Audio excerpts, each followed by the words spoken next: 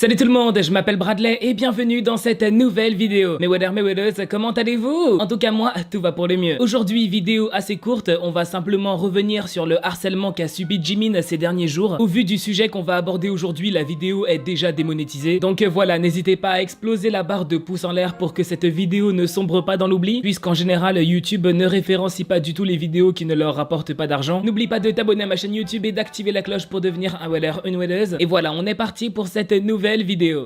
Vous avez été très nombreux à me demander de faire une vidéo pour parler de ce qui est arrivé à Jimin récemment, et franchement je me voyais pas ne pas en parler puisque ce qui s'est passé est très grave. Que vous soyez fan de Jimin ou pas du tout, on peut pas ignorer ce qui est arrivé, on peut pas ne pas être touché par ce qui est arrivé. Ces derniers jours, Jimin s'est fait harceler massivement sur les réseaux. Le harcèlement qu'a subi Jimin, il ne s'est pas seulement déroulé sur Twitter, il s'est aussi déroulé sur des réseaux coréens, il s'est aussi déroulé sur Weverse. Les antifans ont énormément insulté Jimin, ils se sont moqués de son physique. Jimin a reçu des menaces de mort, Jimin a reçu des menaces de violence sexuelle. Certains lui ont dit qu'il se ferait violer pendant son service militaire puisqu'il ressemble à une fille. J'ai été extrêmement choqué et dégoûté de voir Jimin se faire harceler sexuellement par des inconnus sur les réseaux, genre...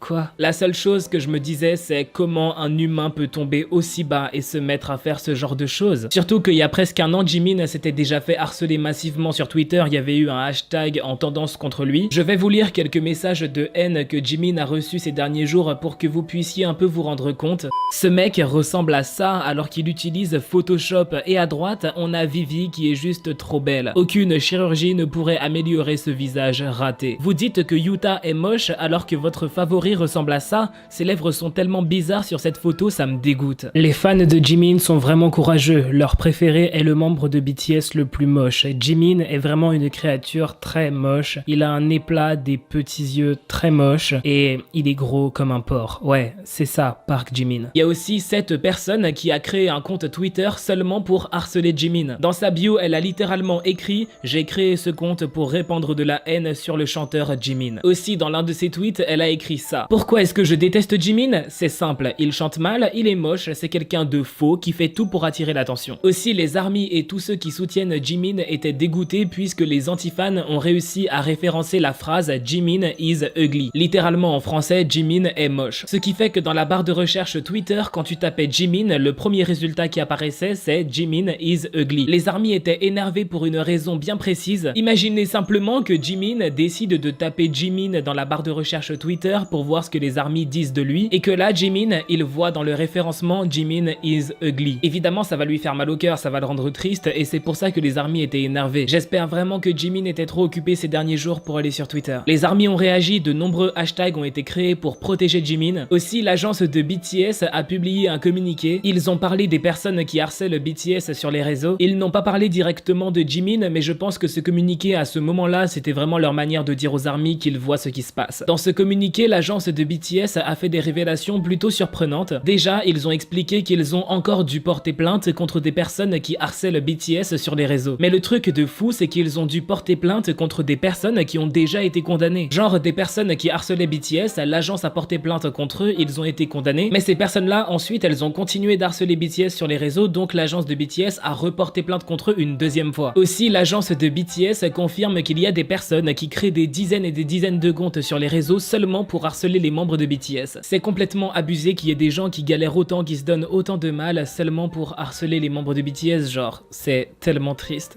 Voilà, c'est déjà la fin de cette vidéo, j'espère qu'elle vous aura intéressé. Si c'est le cas, n'oublie pas le petit pouce en l'air, tu peux aussi t'abonner à ma chaîne YouTube et activer la cloche, comme ça tu seras au courant dès que je sors une nouvelle vidéo. Et voilà, on se dit à très bientôt pour une nouvelle vidéo qui sera plus longue la prochaine fois.